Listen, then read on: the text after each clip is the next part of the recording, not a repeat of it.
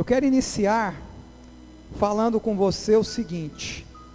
Eu quero falar de astúcia. O que é astúcia? Astúcia, no dicionário, significa esperteza e habilidade de quem não se deixa enganar. Na verdade, a pessoa astuta, ela é prudente e ela tem sabedoria. Existe uma conotação negativa para essa palavra, no sentido de esperteza, de malandragem, mas eu estou trazendo essa palavra hoje como Jesus a trouxe, no sentido de prudência, de sabedoria e de esperteza no bom sentido, de não ser enganado pelo diabo, de não ser enganado pelas doutrinas do diabo, que percorre esse mundo, nosso Senhor Jesus Cristo.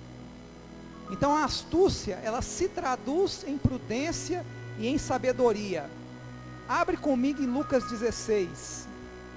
Lucas 16, verso 8. Enquanto você abre, Lucas 16, verso 8. Nosso sonoplasta Marquinhos, meu companheiro de batalha de rádio. Nós temos uma rádio, amados. Temos um canal no YouTube da Igreja de Cristo. Eu acho que eu estou com umas 300 palavras lá, em inglês e português. Não é, pastor Verlaine? Verlaine tem as palavras dele no mesmo canal. Nós fazemos inglês e em português, porque nós queremos alcançar as nações. Amém? Verlaine já pregou em inglês esses dias. Que ele me passou, né? Para honra e glória do Senhor, tem que voltar a pregar em inglês, pastor. Amém? Nós temos um canal. Marquinhos, aquele vídeo está aí no ponto, né? Beleza. Amém. Lucas 16, verso 8. E louvou aquele senhor, um injusto mordomo, por haver procedido prudentemente, que você poderia traduzir de forma astuta, porque os filhos deste mundo são mais prudentes na sua geração do que os filhos da luz. Eu vou traduzir isso numa linguagem livre. Vocês me desculpem a expressão que eu vou usar, mas diante dos filhos das trevas, nós somos um bando de idiotas. Jesus, de uma forma muito educada, muito polida, depois da parábola da mordomia, está dizendo: os filhos das trevas são mais astutos, são mais espertos do que os filhos da luz, e fazem vocês, nós, cristãos, de idiotas. E eu vou dar exemplos de quando nós somos idiotas. Mateus 10, por gentileza. E eu me incluo, amado. Eu levei anos para descobrir que eu era um idiota. Eu já era cristão, já era pastor. Mas eu tive a humildade de aceitar a minha idiotice e tentar aprender um pouco mais com quem sabia um pouco mais do que eu. E não me arrependo disso. Porque foi o que me permitiu, nesses 2 anos, combater Satanás olhando no olho dele. Que é o que eu tenho feito. E estou pagando um preço por isso. Não pense que esse combate que eu faço há 2 anos não tem um preço. Eu estou pagando esse preço e aceito pagar esse preço. Porque não existe vida cristã sem sacrifício. Não existe vida cristã sem preço a ser pago. Mateus 10, verso também 16.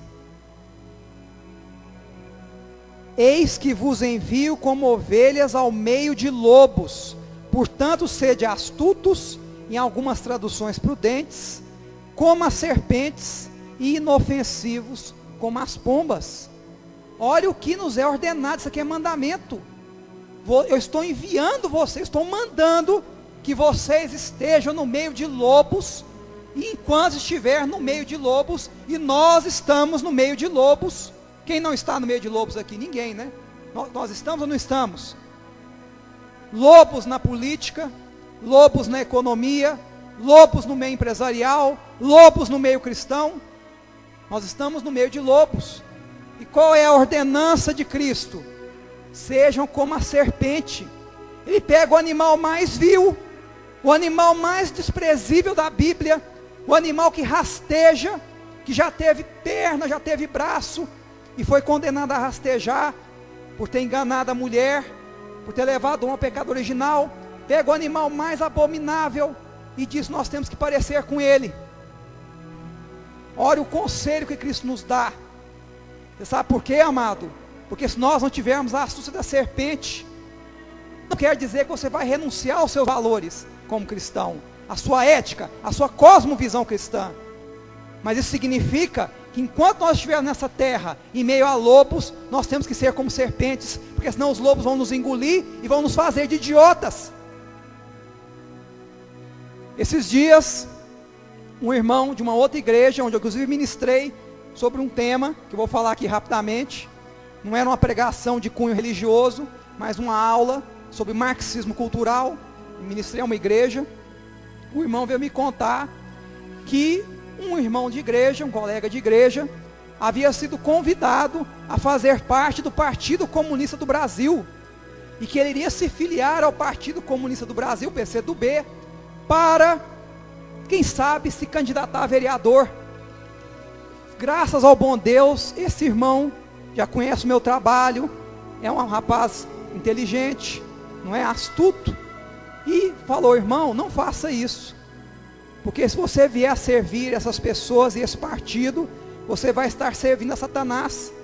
Infelizmente, este irmão, feito de idiota, não ouviu e se filiou ao Partido Comunista do Brasil, mesmo estando no nosso corpo, no corpo de Cristo. Então esse é um exemplo clássico de como um cristão deixa de ser astuto e se torna um idiota. Então, na verdade, ser astuto é um mandamento. Ser astuto como as serpentes, porque eu vos envio em meio a lobos. E se vocês não forem astutos, eles vão te enganar e eles vão devorar você. Esse assunto, amado, ele é complexo. E, infelizmente, ele nos leva a combater esse mal dentro e fora da igreja.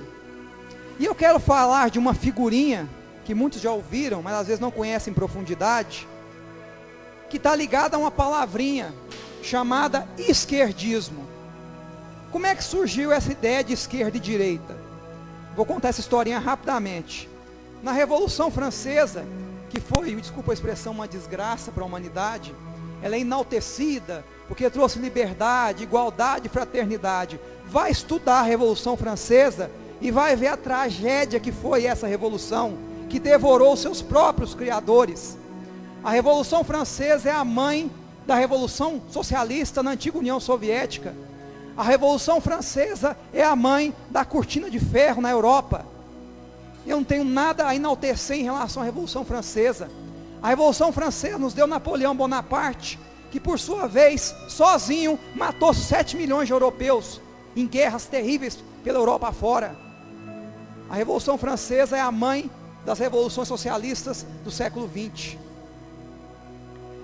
E quando a Revolução Francesa ocorreu, na grande Assembleia Geral na França, eles colocaram do lado direito os aristocratas e os burgueses, os ricos, e do lado esquerdo os trabalhadores. Aí surgiu a ideia que a esquerda é boazinha porque ela defende os trabalhadores, e a direita ela é horrorosa porque ela é contra os trabalhadores. Nasceu na Revolução Francesa simplesmente por uma questão de posição, porque colocaram do lado esquerdo os trabalhadores na Assembleia Geral e colocaram do lado direito os conservadores, os cristãos, os aristocratas. Surgiu a ideia de esquerda e direita. Então a ideia já está errada na sua essência, não é? Mas nós aceitamos o esquerdismo. O esquerdismo se traduz numa cultura, não é ideologia. Porque se fosse ideologia, eu conseguiria, como conservador cristão, sentar com um comunista e conversar com ele, o que é impossível. Vocês já tentaram debater com um comunista? Eu já tentei. Outros irmãos ligados a esse ministério, que já somos mais de 200 pessoas no Brasil, entre católicos e protestantes, já tentaram. É quase impossível você discutir, debater com um comunista. Por quê? Porque ele está imerso em uma cultura. O comunismo não é uma ideologia, ele é uma cultura como uma religião. O comunismo é uma forma de religião. Para quem não sabe, ele tem ritos, ele tem mitos, ele tem sacerdotes. O comunismo é uma religião. E eu vou demonstrar isso a você. O comunismo, o esquerdismo, está ligado a uma coisa chamada marxismo. O que é marxismo? Marxismo é uma invenção de um sujeito alemão chamado Karl Marx, que no século XIX, com essa ideia né, de que os trabalhadores eram oprimidos, os trabalhadores eram coitados, precisavam se libertar dos opressores capitalistas, montou a ideia de um sistema em que haveria uma revolução do proletariado, e essa revolução levaria uma igualdade entre as pessoas, na qual o Estado cuidaria de todos nós. Ele só esqueceu de um detalhe: ele tirou Deus da equação e transformou o Estado em um Deus. Então todos nós, na concepção do marxismo, temos que servir a um Deus chamado Estado, que há de cuidar de todos nós. Só que tem um problema: onde essa doutrina foi implantada, o Estado se tornou um inferno na terra. E vou dar alguns exemplos. Quando ocorreu a Revolução Soviética, no início do século XX, não é? Em outubro de 1917, olha que interessante. Quem lembra da antiga União Soviética? É do meu tempo. Quem é desse tempo da União Soviética? Aquela União Soviética ganhava as Olimpíadas, né, de ginástica. Quem lembra disso? É do meu tempo. Pô, a turminha mais jovem não lembra da União Soviética. Até o nome da União Soviética está errado. Você sabe por que está errado? O que era o Soviet, que gerou a expressão soviético, adjetivo, na União Soviética? O Soviet foi a semente que Lenin, que liderou a revolução na União Soviética, foi a semente que ele usou para gerar a revolução. O que era o Soviet? Era um agrupamento de trabalhadores em cada cidade da antiga Rússia, né? A Rússia czarista, a Rússia dos reis czares. Cada cidadezinha tinha um soviet, uma espécie de sindicato, né? Eu adoro sindicato. Então cada cidadezinha tinha um sindicato, tinha um soviet. E esse soviet, depois, foi sendo dado gradativamente para questionar o czar, o poder czarista, o poder dos aristocratas. E um dia, esses soviets deram um golpe e se transformaram no próprio Estado. Expulsaram as repartições públicas, assumiram os lugares das repartições públicas, e Lenin, com apenas 2.000 homens, conseguiu tomar toda a União Soviética, toda a Rússia, graças aos soviets. Só que tem um pequeno detalhe: o Estado é uma ficção jurídica. O Estado é um agrupamento organizado de pessoas para exercer determinados papéis sociais públicos. O Estado é uma ficção. O Estado é um papel, um pedaço de papel. O Estado não é nada. O Estado são as pessoas. Quando Lenin assume agora a União Soviética, a União das Repúblicas Socialistas Soviéticas, em russo, Soyuz, Socialist, Sovietic Republic, CCCP, que é outro alfabeto, que é o cirílico. Quando Lenin assume a União Soviética, o que ele faz? Manda exterminar todos os soviets, porque queria o poder só para ele. Então já não era a União Soviética nem naquela época, porque ele queria o poder só para ele. Não basta, isso é história, amado, isso é fato histórico. Eu não estou aqui para defender ideologia nenhuma, estou trazendo um fato histórico. Você pode pesquisar.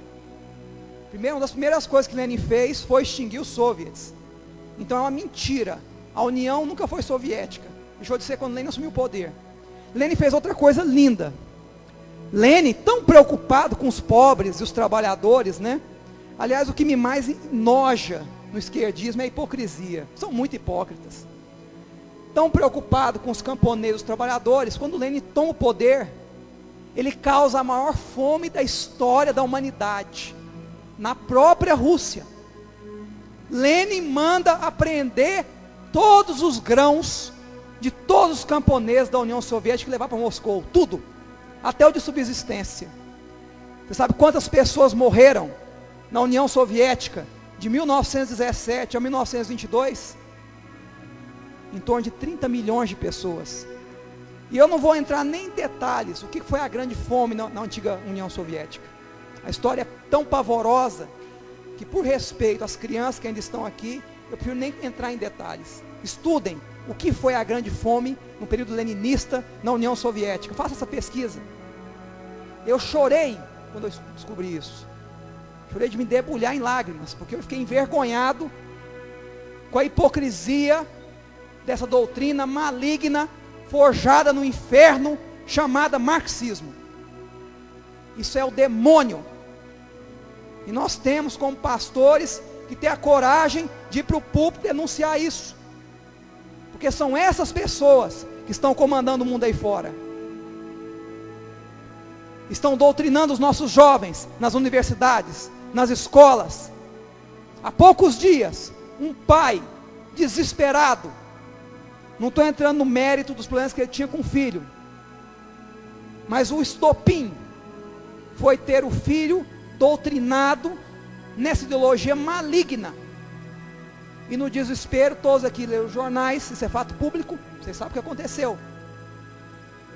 Nós já temos mais de 200 escolas invadidas no Brasil.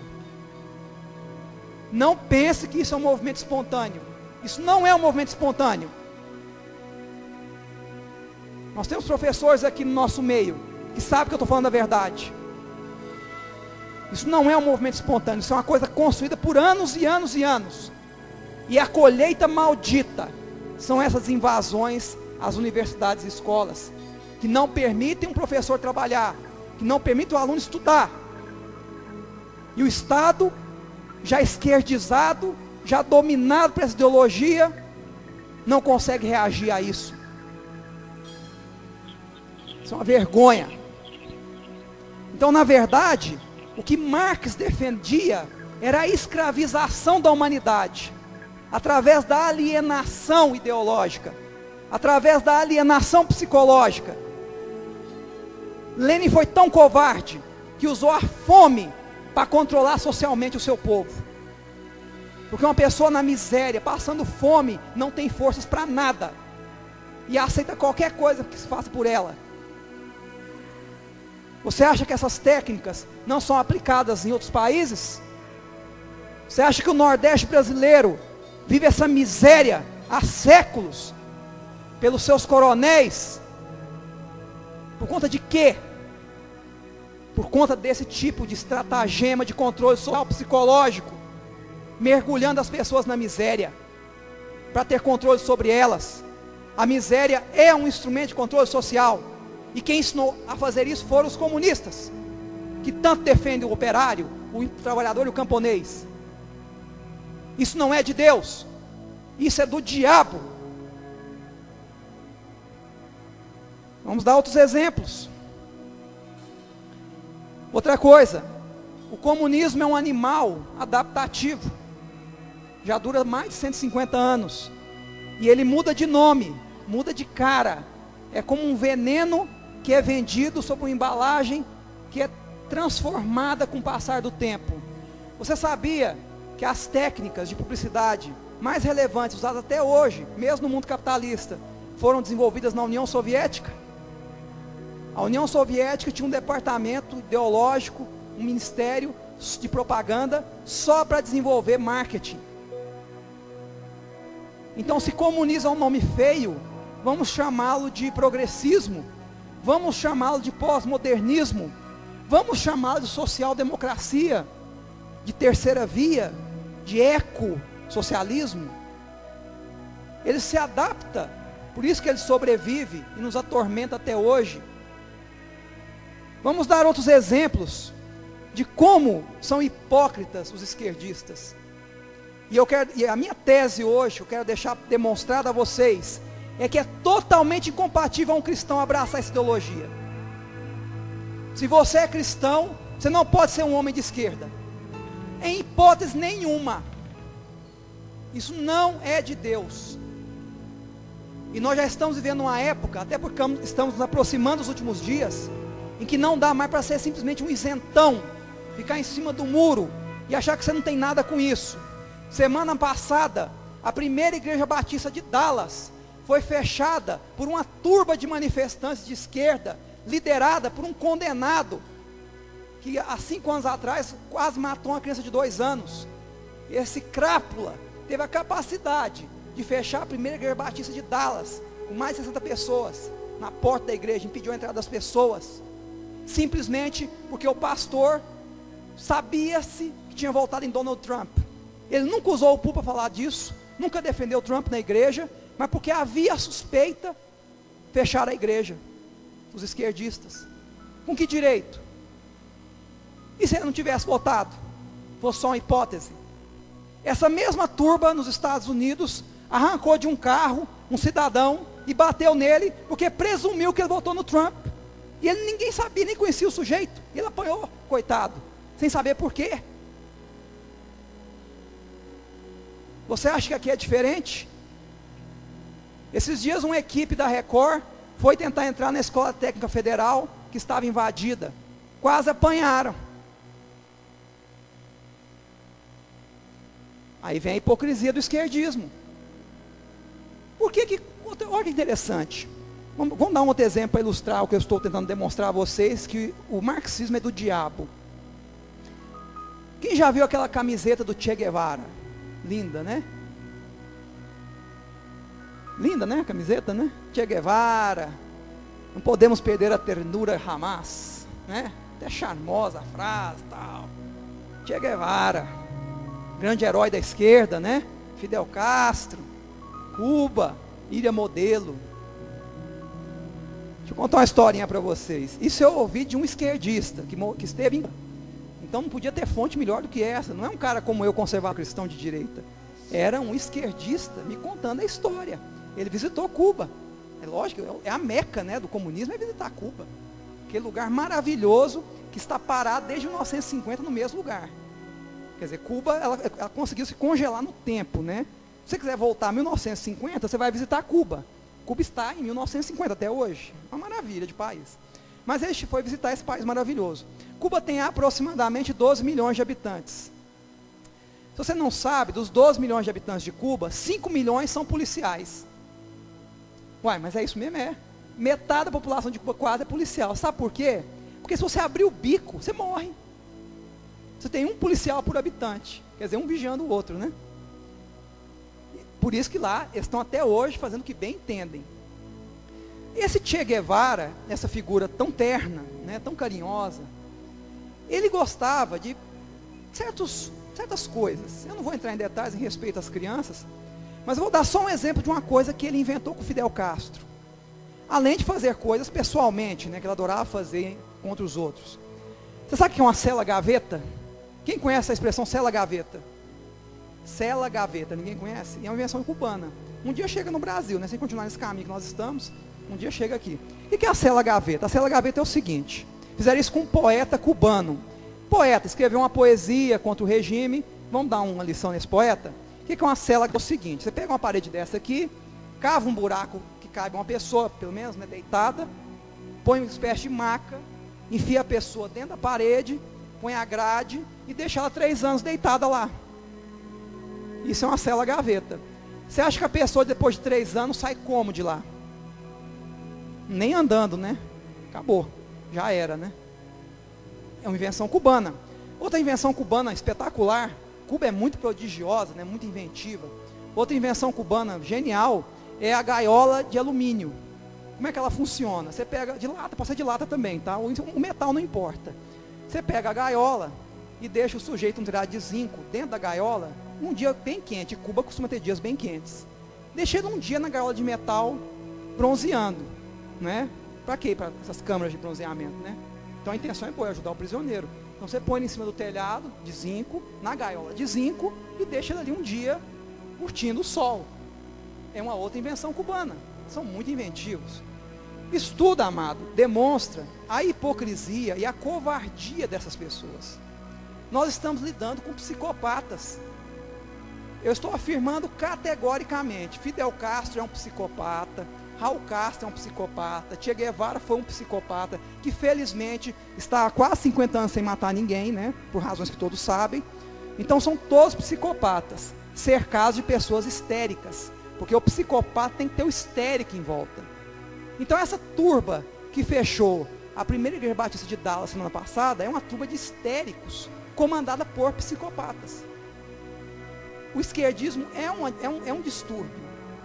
Nenhuma pessoa sensata, que conhece o assunto, estuda o assunto, consegue abraçar um negócio desse. A não ser que tenha vocação para psicopatia ou para o satanismo, que também é uma forma de psicopatia. Como é que eu vou abraçar um ente chamado Satanás, que quer destruir a humanidade? Mas muitas pessoas abraçam Satanás como Deus, sabendo que quer destruir a humanidade. Isso também é uma forma de distúrbio, não é normal. Cadê o seu senso de autopreservação? Agora, a prova definitiva de que o marxismo, o esquerdismo, e qualquer nome que se dê esse lixo, é do diabo, é a própria biografia de Karl Marx. Pega os primeiros escritos de Marx, antes do Manifesto Comunista. Marx escreve abertamente que ele servia a Satanás. Abertamente. Marx foi doutrinado por um outro alemão, chamado Moses Hess. Pesquisa quem foi Moses Hess. Moses Hess era satanista e introduziu Marx nas artes do ocultismo satanista. Você acha que o marxismo veio de onde? Você acha que o marxismo veio de onde? Onde é que foi forjado? Onde é que foi criado? Da mente brilhante de Karl Marx? Isso foi um processo histórico, trabalhado por Satanás, por um discípulo de Satanás, chamado Moses Hess, que formou um outro discípulo chamado Karl Marx. Como é que um homem cristão pode abraçar um negócio desse? Só por dois caminhos: pela ignorância, não sabe nem o que está fazendo, o que está falando, ou porque está em má fé, é um infiltrado, um diabo infiltrado da igreja. Para finalizar essa parte, teologia da libertação, Frei Leonardo Boff, já excomungado da Igreja Católica, é o marxismo dentro da Igreja Católica, e destruiu a Igreja Católica. Quem que ouviu falar? Tem um concílio do Vaticano II, olha como é que são as coisas, gente, pouca gente sabe disso. Antes dos anos 70, 60, toda a missa católica era encerrada com a oração a São Miguel Arcanjo. Qual que era o objetivo do católico com essa oração? Selar a igreja. Porque São Miguel Arcanjo, na visão do católico, é o santo protetor da igreja que combate diretamente a Satanás, não é? Não foi ele que disputou o corpo de Moisés? Não foi São Miguel que lutou contra Satanás para disputar o corpo de Moisés? Então, na visão católica, Miguel é o santo que protege a igreja. O que o Concílio Vaticano II fez? Influenciado por teólogos da libertação, por cardeais esquerdistas que estão lá até hoje, mandou tirar do final da missa essa oração. A igreja melhorou de lá para cá, a igreja católica? Só piorou, né? Hoje, para ser padre, é pré-requisito ser homossexual, ou ser pedófilo, com suas honrosas exceções. Então, na verdade, por que foi mandado tirar essa oração da missa? Para que no mundo espiritual se abrisse uma brecha e o diabo pudesse de vez tomar aquela igreja. E está aí esse papa maluco, desculpa a expressão, que agora diz que cristianismo e comunismo é a mesma coisa. E estão fazendo o maior jogo de cintura para ver se contorna esse negócio. Já tem 3, 4 cardeais, inclusive um americano chamado Burke, que já está entrando com um pedido contra esse papa, para que ele sofra um ato correcional por ter cometido uma infração contra o direito canônico ao afirmar que cristianismo e comunismo é a mesma coisa. Falei mal dos concorrentes, né? Agora vamos falar mal de nós, protestantes. Nós temos também a nossa teologia da libertação. Sabe como é que ela se chama? Teologia da missão integral. Olha que nome lindo. Que o evangelho tem que ser integral, que nós precisamos de ativismo social. Aí o pastor, que não conhece nada de marxismo cultural, nada de nada nesse aspecto, abraça esse negócio como a coisa mais linda do mundo. Não, mas vamos ter a missão integral. E enche a igreja de esquerdista. Aí começa a apoiar as ocupações nas escolas, começa a receber dinheiro do governo, quando o governo é de esquerda, como aconteceu durante mais de 10 anos no Brasil. Podia citar até nomes aqui de pastores, de igrejas até tradicionais, que receberam dinheiro desse governo, para fazer esse tipo de evangelismo dentro das igrejas.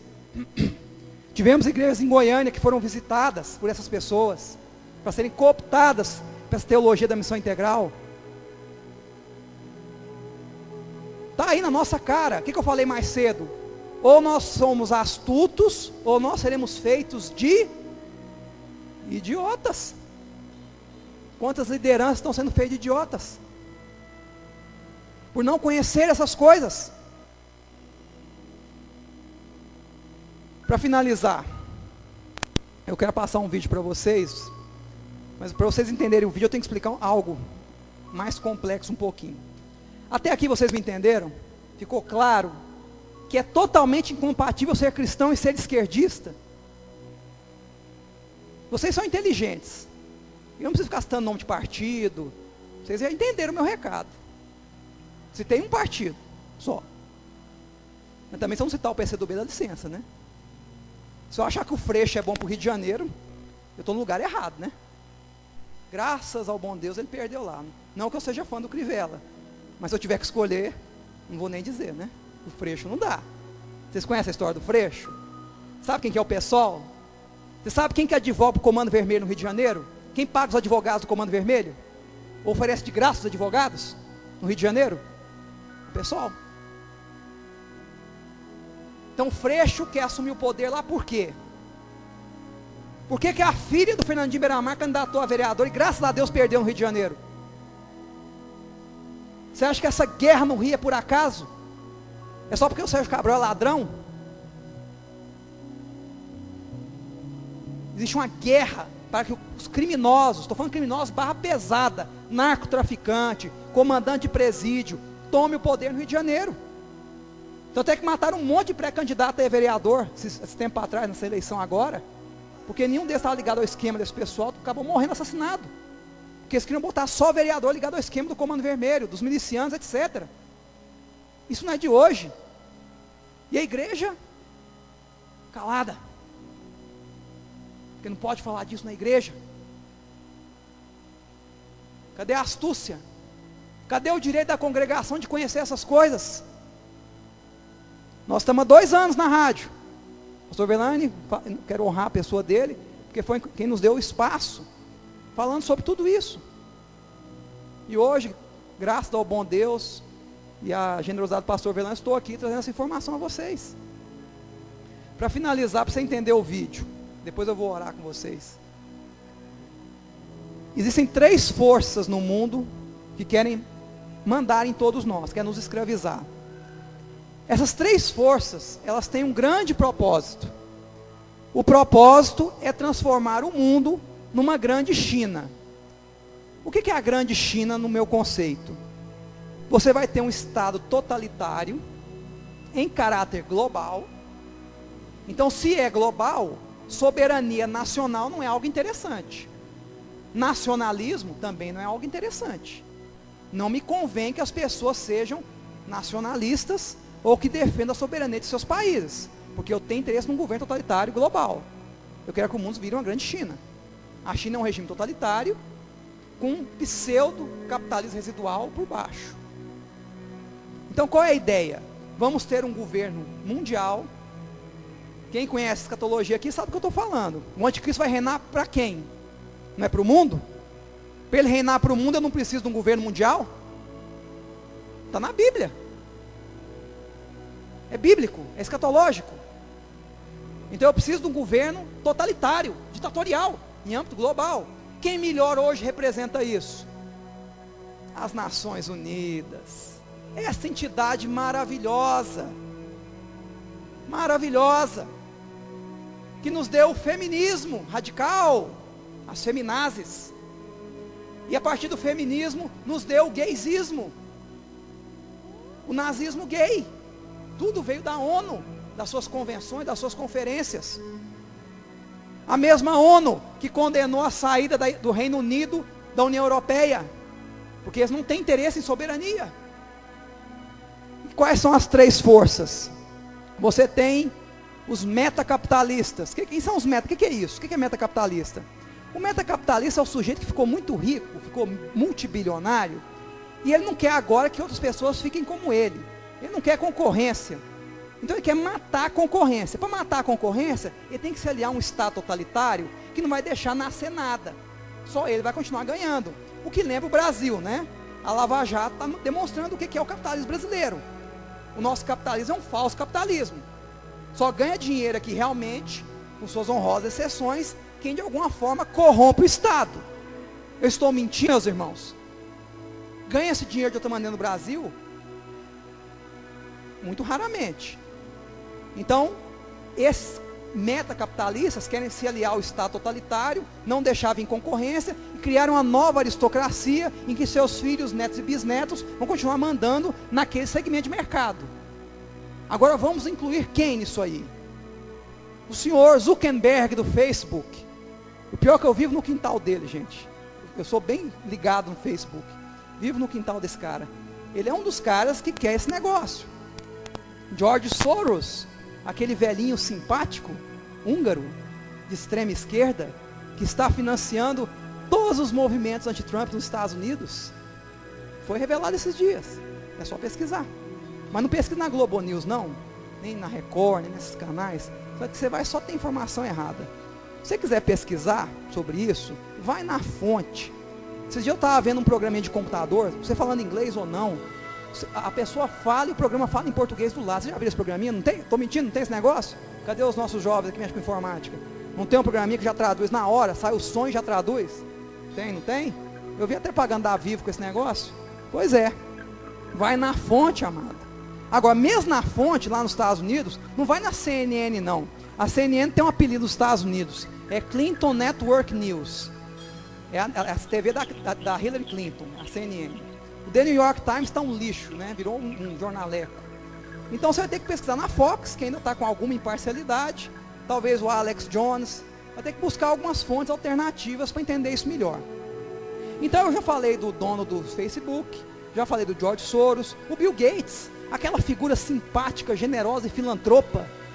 O maior sonho dele é também um governo mundial, em que a Microsoft vai reinar absoluta, coisa que ela já faz, né?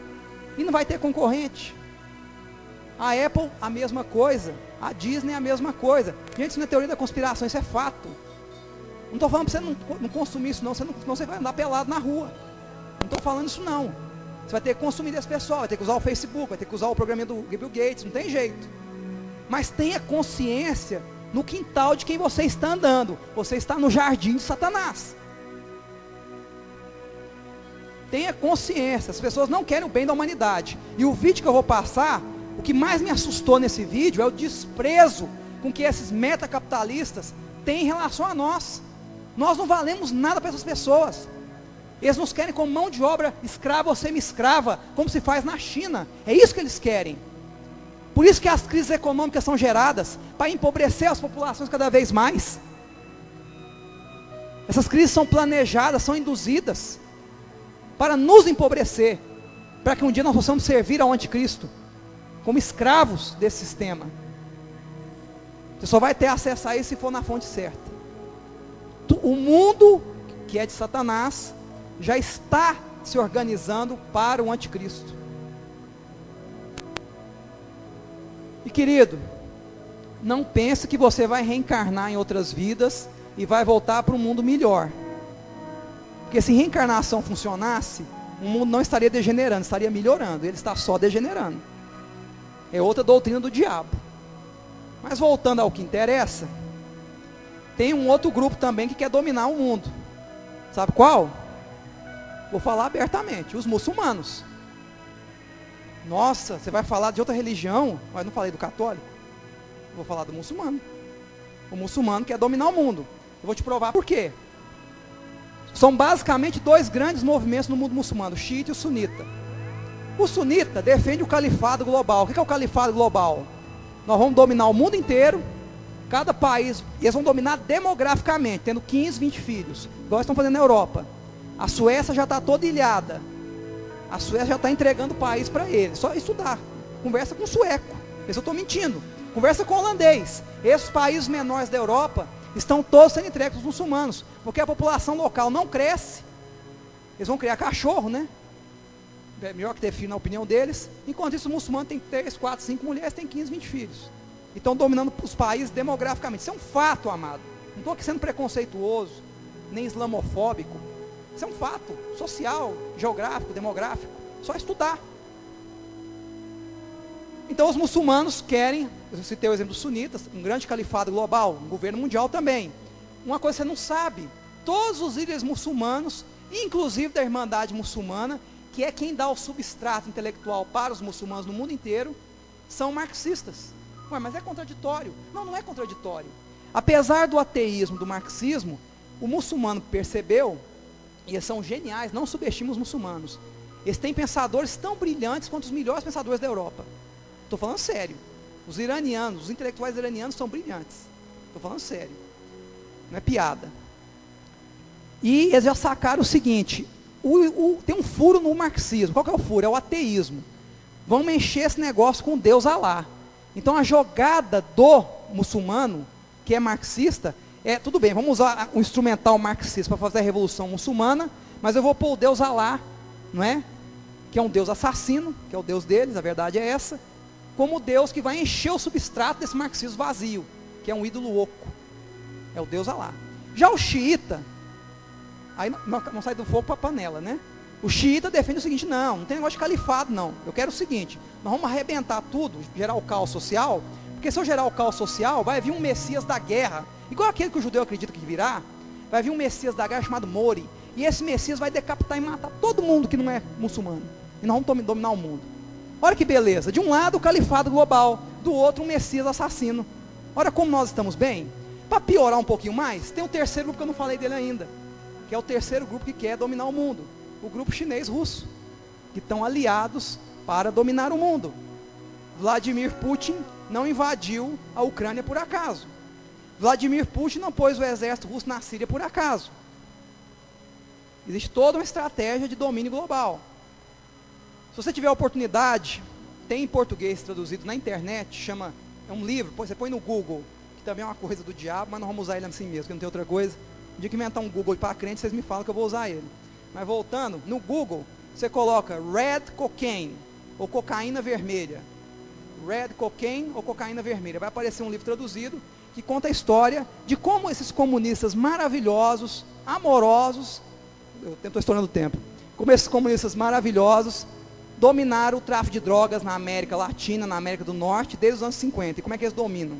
Leia o livro. Então eu quero que você observe o vídeo que vai ser passado agora, nós vamos orar ao final, estou encerrando. E observe o desprezo que esses grupos, os três, inclusive os esquerdistas, têm por nós. Esse vídeo é de uma pessoa ligada à família Rockefeller, um agregado, que depois conta a história de como foi a sua relação com a família Rockefeller, que é uma das famílias globalistas, ligadas a Bill Gates, a George Soros, que também tem esse propósito de domínio global. Tudo usando o instrumental marxista. Esses estudantes não estão ocupando escola, não é à toa não. Esses estudantes não estão nos Estados Unidos protestando nas ruas, brigando, quebrando carro, machucando as pessoas, não é à toa não. Isso tem um propósito, só que as pessoas não enxergam esse propósito. Vamos ao vídeo então, amém. Mais cedo para a escola, e vista nas autoridades do Estado a figura do pai e da mãe. Não era mais a família educando a criança, mas sim o Estado educando a criança. Por isso que eu defendo o projeto Escola Sem Partido. Porque quem tem que dar ação sexual, moral, religiosa aos filhos, são os pais, não é a escola. Professor nenhum, de matéria nenhuma, tem o direito de doutrinar meus filhos. Nenhum professor tem esse direito. E essas crianças, esses jovens, estão aí correndo risco nessas universidades, nessas escolas ocupadas, por conta de professores doutrinadores e responsáveis, porque gente como os Rockefellers e outros financiaram esses processos históricos ao longo de décadas, e nós estamos hoje colhendo essa colheita maldita. E como pastores e como líderes religiosos, nós temos que ter a coragem de vir ao público denunciar essas coisas, e orientar e alertar a congregação sobre o que está acontecendo, porque nós somos mandados em meio a lobos, e se nós não formos astutos, seremos feitos de idiotas. Que Deus tenha misericórdia de nossas almas, amém? Vamos orar, vamos levantar. Senhor dos exércitos, na autoridade do seu nome, nós te louvamos, e nós te agradecemos, e nós te bendizemos, pelo privilégio de termos estado aqui esta noite, por esta igreja, na vida do pastor Verlaine. Eu agradeço toda a congregação em teu nome, Senhor. Que o Senhor nos abençoe, nos guarde, nos proteja, em um mundo cada vez mais difícil, pois a tua palavra diz que virão dias de angústia como nunca vistos antes. Que o Senhor nos fortaleça nesses dias, que tenhamos graça, tenhamos poder do Senhor, para repreender toda a enfermidade, toda a ação do diabo, na vida dos nossos irmãos. E eu clamo agora por aqueles que hoje pediram oração por cura. O Senhor traga cura, Pai, abençoe, proteja, traga recuperação e testemunho do teu poder, pois tu és Jeová Rafá, tu és o Deus que cura. Vem sobre estas vidas, faz o teu milagre sobre as nossas vidas, em nome de Jesus. Uma palmas ao Senhor Jesus, amém, meus irmãos?